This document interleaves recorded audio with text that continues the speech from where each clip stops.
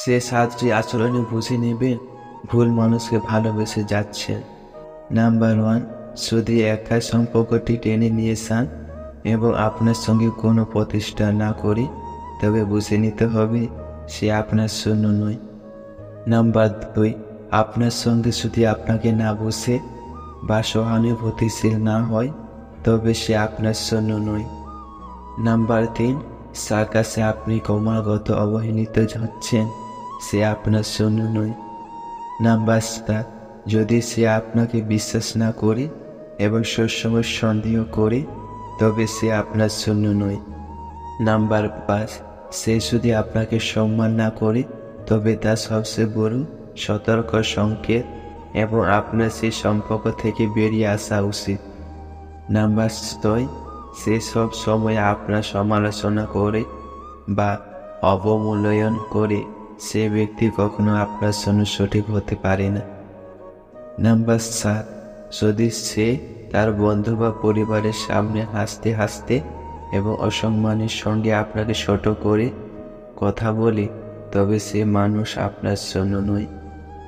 জীবনে এমন একজন মানুষ থাকা খুব জরুরি, যে আমাদের কষ্টের ব্যাপারে জানতে চাইলে তাকে সব কিছু বলা যায়। খারাপ সময় সে তোমার দোষ বুঝতে থাকে, তার মতো মতবলী মানুষ আর কেউ হয় না।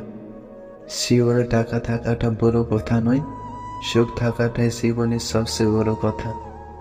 ঠকানোর সে ঠকে যাওয়া ভালো, অন্তত দীর্ঘশ্বাস ফেললেও কখনো কারো অভিশাপ বয়ে বেড়াতে হয় না। মানুষের সঙ্গে মাঝে মাঝে ওষুধের চেয়েও অনেক বেশি কার্যকর হয়। এক জীবনে সব মেলে না, ব্যর্থতাও গল্প থাকে, মুখের হাসি সুখ জানালেও চোখের কোণে জড়তা থাকে। সম্পর্ক বলে কিছু হয় না, এখনকার দিনে স্বার্থের ওপর নির্ভর সব কিছু।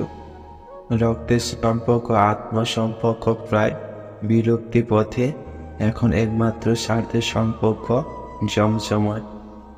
পৃথিবীতে আপন বলতে কিছুই নেই। সময় যখন খারাপ যায়, তখন নিজের ঘুমটাও বড় হয়ে যায়। তাদের সাথে সম্পর্ক রাখো যারা তোমার অবর্তমানে ও তোমার নাম খারাপ করবে না। বিশ্বাস করাটা একটা অভ্যেস, যার এই অভ্যেস থাকে সে একবার নয় বারবার ঠকে, তবু তার সেই অভ্যেস যায় না। জীবন তো তাকেও কাঁদাতে ছাড়ে না, যাকে হাসলে খুব সুন্দর লাগে। বর্তমানে মানুষ সত্যবাদীকে বলে বোকা আর মিথ্যাবাদীকে বলে বুদ্ধিমান। কখনো কখনো নিজেকে পিছিয়ে নিতে হয় শুধুমাত্র অন্যের ভালোর জন্য। অতীতে করা ভুলগুলোর জন্যে প্রতিটা মানুষকে আজীবন আফসোস করে যেতে হয়। জীবন নিজের মতো করে কাটানো উচিত। পরের কথায় তো সার্কাস বা আসে।